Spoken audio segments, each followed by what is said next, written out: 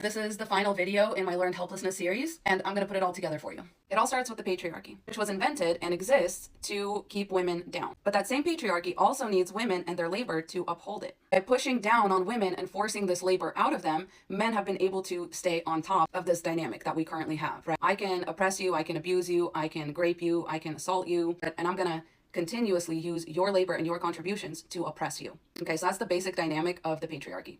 This is also the basic dynamic of white supremacy. This is also the basic dynamic of capitalism, right? Yes, this person is on top because they can oppress, but they are using the people that they are oppressing also as resources and as a way to uphold this status quo. Another thing that happens when you have a setup like this is the unequal valuing of labor. So if I were to draw a line here, okay, we're going to call this the visibility line. Right? Men sit on top of the visibility line, meaning that all of their work and all of their contributions to society are visible and properly valued. And how do you uphold and upkeep a status quo like this? Initially, the patriarchy was created and upheld by men keeping women out of the resource and money exchange part of society. Some of the earliest written laws exist to control and limit women's freedom of movement, of their bodily autonomy, voice, their education, etc. And men were able to do this by controlling resources. Men also used violence, rape, assault, forced impregnation, and land invasion to further control women and use them as a resource.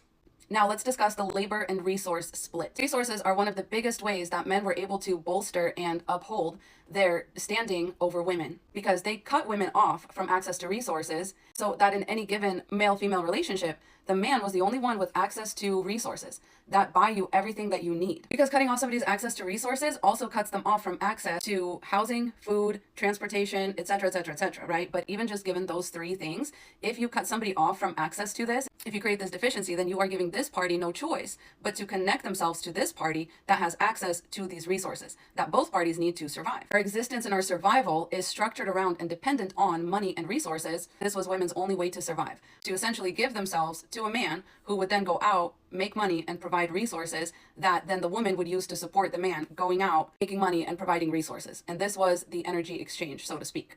Stay with me, because the patriarchy still was set up to extract value from women. Because when you talk about bringing money and resources into a relationship, who is managing all of it? Who knows what to do with all this stuff, right? Who is keeping the house clean and tidy? Who is cooking the food?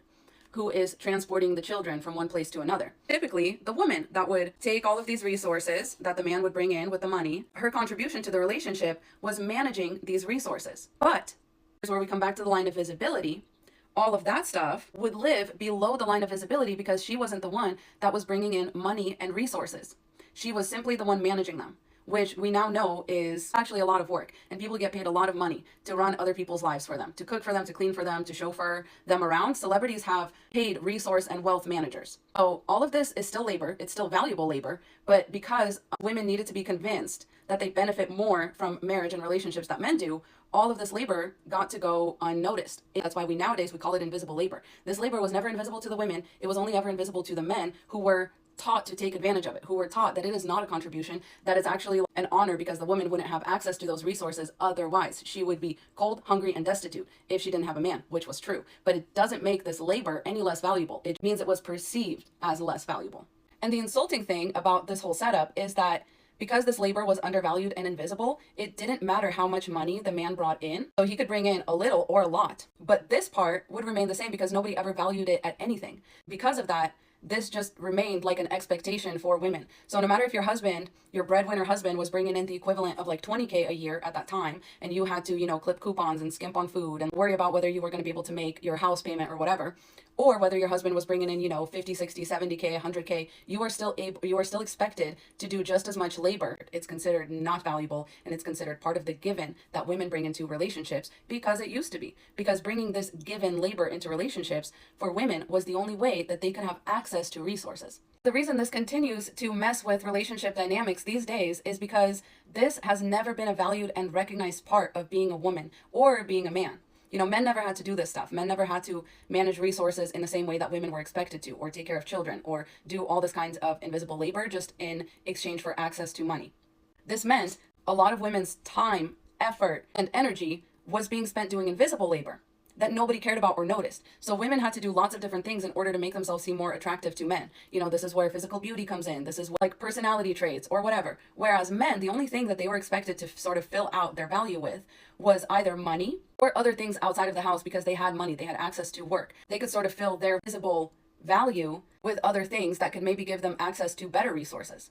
Whereas women were only filling up their value with things that would make them attractive to men, because men meant resources. See where I'm going with this? And this is why there's like that whole notion of like rich guys can do whatever they want.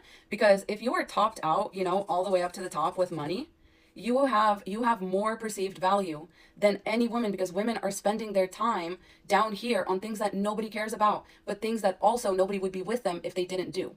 Okay, so when a man gets rich off of a woman's efforts and contribution and all that, and he sort of surpasses her in visible value, right? Because her value is invisible, it's down here. So he surpasses her in visible or monetary or some kind of competitive sport value. Then he feels like he can add other women to his roster because he feels like he has too much value for one woman. This is where we get these kinds of mindsets, okay?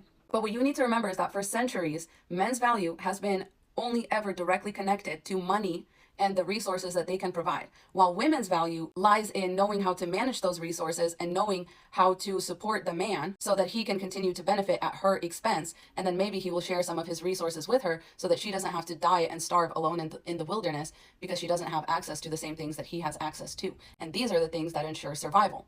Not managing non-existent resources, you have to have them first. Fast forward to the present day, and the dynamics have shifted. Women, at least in America, now also have access to money.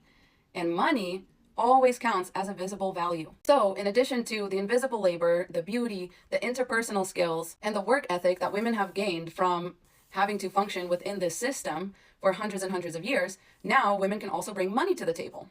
Men are not used to this. Men are not used to the fact that women have access to resources now. And men have been taught their whole life that this is mainly where their value lies, in their ability to bring in money, for that money to buy them resources. They feel entitled to a woman's invisible labor no matter how much money they make. If it's this much, they feel entitled to the same amount of a contribution from women in order to keep them propped up here where all of their labor and all of their contributions are visible. This is why they had the nerve to ask women, well, what do you bring to the table? When the first wave of like 50-50 feminism hit, this is why the men were so curious about what women bring to the table, because they were like, yeah, sure, you've got looks and charisma and a little bit of money, but what do you really bring to the table? Like, I'm over here working, I'm over here making money, I have access to resources. And women were like, well, I don't know, because nobody ever told women that this labor right here is not expected now that you have access to your resources. Because that's how men have been functioning this whole time. And the biggest disconnect is happening right here. So this is where the learned helplessness comes in, and this is where the path of least resistance comes in. For women, nothing has ever been easy. Women have never gotten to live on the path of least resistance because men have always controlled them using their access to resources. And other forms of misogyny, right? Once you were married, you were seen as less valuable to the next man. So men took advantage of that too. And they would absolutely manipulate women with, nobody's gonna want you, so you need to keep giving me everything and then some for a minuscule amount of resources and nothing else in return. And this is truly the path of least resistance for men. You know, you have to have resources. Even as a man, like, you're not really working just to provide your wife with resources. You're working because resources mean access to everything. As a man, you still would need to go to work. You still would need to make money, but you just wouldn't have anyone to manage your resources, make food for you, and keep your house clean, and give you all these opportunities that you have to make resources. You'd have to manage all that yourself. So there's a benefit. There's a benefit in this as a man. What there isn't benefit in these days is being a woman with all of these skills, using yourself as a stepping stool for a man who knows how to do nothing else other than maybe make a little bit of money, especially now that you can make your own money. Another thing that happened is that as women went to work and men refused to pick up any of this invisible labor because they don't consider it valuable, women have had to outsource this labor, and it, guess what, became visible. We have a whole economy now built around women's invisible labor that both men and women partake in, and resources go to that as well. Men's and women's resources go to daycare, go to, those ready to cook meals that you don't have to shop for. Those are a subscription. You got to pay for that. Nobody else other than women who would otherwise die and starve is willing to provide these kind of resources in such an invisible and unpaid way. And these resources actually do now have a monetary value that most men could not afford just these resources on their own without a woman providing them for free, and still keep up the status quo and still keep up, the high earnings and all of that. Now that women are opting out of this work, it's affecting men because men have never seen it as valuable. They're having trouble reconciling that. I can already tell this is going to need a part 2, so let's use this as a cut. Please click on the playlist. You can see all the other parts of this mini series as well as part 2 of this video. I'll see you in part 2.